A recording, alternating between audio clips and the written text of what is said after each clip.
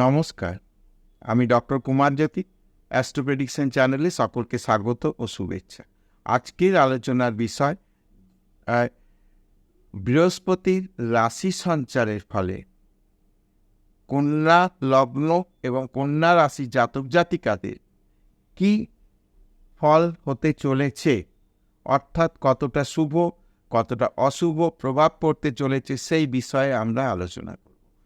তাহলে আমরা সবাই জানি যে 1 মে 2024 বৃহস্পতি মেষ রাশি থেকে বৃষ রাশিতে গমন করবে।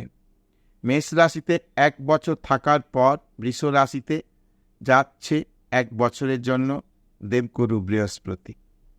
এর ফলে কন্যা লগ্ন কন্যা রাশি জাতক জাতিকাদের কি ফল হতে চলেছে। প্রথমেই বলি, বৃহস্পতি বৃষ রাশিতে বসে থেকে কন্যা রাশিতে পঞ্চম দৃষ্টিতে সে কন্যা লগ্ন বা রাশিকে দেখবে।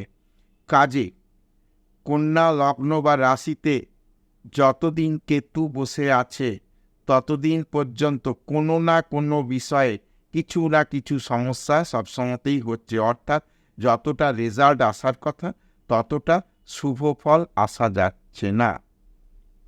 এখন বৃহস্পতি যেই দৃষ্টি দেবে এই 1 বছর ধরে, কাজেই লগ্নের ওপর দৃষ্টি দেওয়ার ফলে কন্যা লগ্নের জাতক জাতিকাদের শরীর স্বাস্থ্য মানসিক অবস্থা মানসিক বলাবল ইত্যাদি বিষয়গুলি কিন্তু অসম্ভব ভালো থাকবে। ব্যক্তিত্বের বিকাশ ঘটবে, শারীরিক বিষয়গুলো কিন্তু অনেকটা বেটার হবে। এরপরে বৃহস্পতি বৃশ্চিক রাশিতে দৃষ্টি দেবে। এই জায়গাটা হচ্ছে কন্যা লগ্ন কন্যা রাশি জাতক জাতিকাদের তৃতীয় স্থান, কমিউনিকেশনের জায়গা, ছোট ভাই বোন ইত্যাদি বিষয়গুলি দেখা হয়।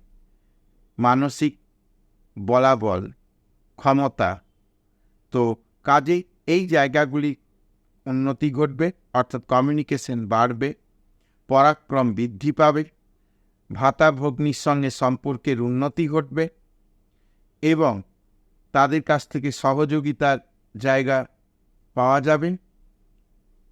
এরপরে মকর রাশিতে দৃষ্টি দিচ্ছে বৃহস্পতি, 1 মে থেকে দৃষ্টি দেবে।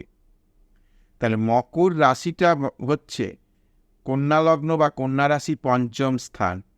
পঞ্চম হচ্ছে সন্তান সন্ততি, লাভ অ্যাফেকশন ইত্যাদির জায়গা, বুদ্ধির জায়গা, উচ্চশিক্ষার জায়গা। কাজেই যাদের সন্তান সন্ততি বিষয় রয়েছে তাদের ক্ষেত্রে কিন্তু ভালো ফল পাওয়ার জায়গা রয়েছে, অর্থাৎ সন্তানের পড়াশোনা, সন্তানের পরীক্ষার ফল, সন্তানের কর্মপ্রাপ্তি, সন্তানের কোথাও উচ্চশিক্ষার জন্যে কোথাও চান্স পাওয়া এবং যারা নিজেরা পড়াশোনা করছে তাদের উচ্চশিক্ষার ক্ষেত্রে বর্তমান সময়টা এই 1 বছর খুব সহযোগিতা করবে। যারা লাভ অ্যাফেকশনের ক্ষেত্রে কোনো সমস্যা বা লাভ অ্যাফেকশনের বিষয়ে কোনো একটা সিদ্ধান্তে আসা যাচ্ছে না, তাদের ক্ষেত্রে এই জায়গাটা কিন্তু একটা তৈরি করে দেবে পজিটিভ জায়গা। এই হলো বৃহস্পতির দৃষ্টির ফলে কন্যা লগ্ন কন্যা রাশি জাতক জাতিকাদের একটা ফলাফল। এরপর আসবো বিভিন্ন ব্যবসা বাণিজ্য কর্ম ক্ষেত্রে এই সময়টা বৃহস্পতি রাশি সঞ্চারে কী ফল লাভ হবে সে বিষয়ে আমি আলোচনা করব। এডুকেশন সেক্টরের সঙ্গে যারা যুক্ত, অর্থাৎ শুধুমাত্র শিক্ষকতা করছে প্রফেসরি করছে এমন নয়, তারা তো বটেই, যারা এডুকেশন সেক্টরের সঙ্গে যুক্ত বিভিন্ন রকমের ব্যবসা বাণিজ্য করছে তাদের ক্ষেত্রেও কিন্তু এখন সময়টি ভালো যাবে।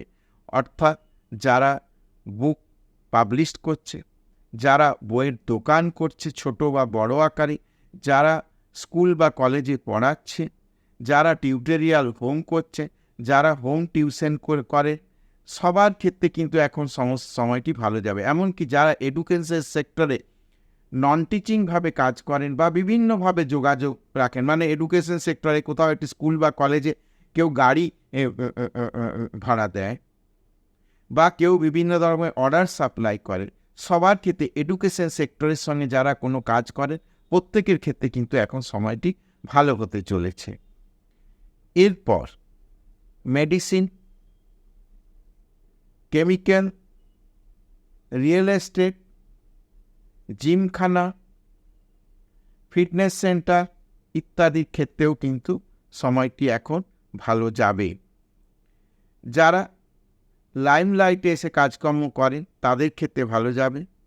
হোটেল ইন্ডাস্ট্রির সঙ্গে যারা যুক্ত, মানে অর্থাৎ একদম মানে বড় আকারে রেস্টুরেন্ট করে যারা কারবার করছেন, যারা হোটেল করে কারবার করছেন, যাদের লজিং ফেসিলিটি রয়েছে, এবং রাস্তার ধারে যে সমস্ত হোটেল দেখা যায় সাধারণভাবে ধাবা আকারে, সেই সব ব্যবসার ক্ষেত্রেও ভালো। যাদের ক্যাটারিং ব্যবসা রয়েছে তাদের জন্যে ভালো। যারা বিভিন্ন ধরনের মানে ইভেন্ট ম্যানেজমেন্ট করে কাজকর্ম করেন আর কি, তাদের ক্ষেত্রেও সময়টা ভালো যাবে। কনসালটেন্সি যারা করেন তাদের ক্ষেত্রে ভালো যাবে। যারা সোনার উপর কারবার করেন তাদের ক্ষেত্রে সময়টি যথেষ্ট ভালো যাবে। যারা মিডিয়ার সঙ্গে যুক্ত, যারা সোশ্যাল মিডিয়ায় কাজ করেন, যারা ইউটিউবে বা বিভিন্ন জায়গায় ভিডিও বানিয়ে ছেড়ে থাকেন, এদের ক্ষেত্রে বর্তমান সময়টি ভালো যাবে। তো আশা করছি আজকের ভিডিওটি সবার ভালো লাগবে। যদি ভিডিওটা ভালো লাগে তাহলে অবশ্যই চ্যানেলটাকে সাবস্ক্রাইব করবে, শেয়ার করবে এবং যেতে যেতে অবশ্যই একটা লাইক করবে।